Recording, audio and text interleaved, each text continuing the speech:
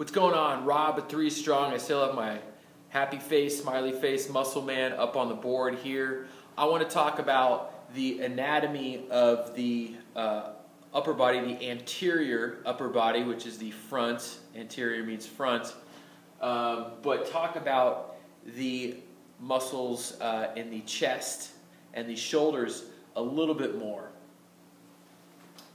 These big muscles in the front, these kind of plates or whatever, they look like plates, are the pecs. And the pecs are actually broken down into two different regions. We have our main region in the front here, and there's actually, if you notice somebody who's very lean, they get these cuts right down the middle. Well, the muscle fibers actually they fan out from the shoulder. If the shoulder joint is over here, the shoulder cap, these muscles help to pull our upper arm in. If you just do that little exercise there, extend your arm out, bring it out to the side, push in hard on your chest, and then aggressively squeeze that arm even past level. Squeeze it as far as you can go, and you will feel those muscles tighten up. And even if you pull down to the side here and pull in, you can feel a little bit of activation in the pecs also. But just test it out and go through this full range of pulling that arm in at different angles relative to your body. And you will feel how the lower you go, the more you'll start to feel the pecs contract down at this lower part, and then they will start to move up. Like I said, the pecs actually have two regions. One of them is the sternal, which is the sternum, the sternal attachment. So they fan out and attach to the sternum. And then they have the clavicular, which is the clavicle, the collarbone attachment. And so those actually fan up onto that collarbone.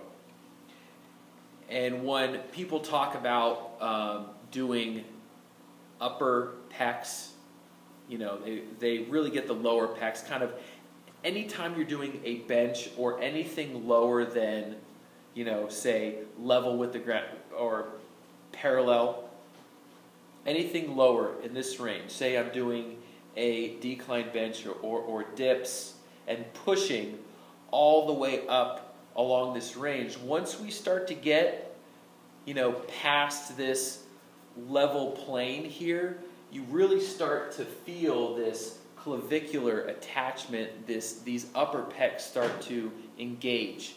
They also engaged when we get incredibly fatigued. Once the bulk of this muscle gets tired, these upper pecs start to kick in. They're really just kind of secondary muscles there to help out.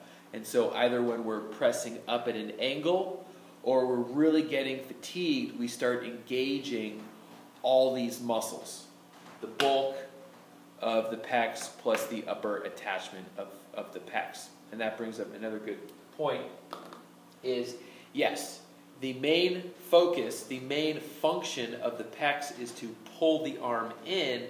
Notice how when I was showing you that movement, I was doing, say, a bench press movement. Well, if we ignore what the lower arm is doing, if we're grabbing a bar and doing dips, notice just from what my elbow to my shoulder is doing, it's pulling my arm in closer to my body. And as I change that angle, I'm still moving my arm in towards my body. My elbows are out. I'm pushing my elbows in towards my body, and that's helping to activate those pecs. So if you're doing push-ups and you never really move those elbows in, you're not getting as much out of that pec muscle as you possibly could. Since the function is focus on what the elbow is doing to get the most out of the pec. So notice this range of motion here is different than this range of motion. If I'm doing a dumbbell bench press versus a barbell bench press, I can get a greater peak contraction of the pec muscles simply because I've got a further range of motion. I can bring those dumbbells in and squeeze those pecs greater than if I've just fixed it. That range of motion is different. Hopefully you guys can see that. That will help you get more out of the pecs. All right? Those are your chesticles, baby. Work them. See you tomorrow.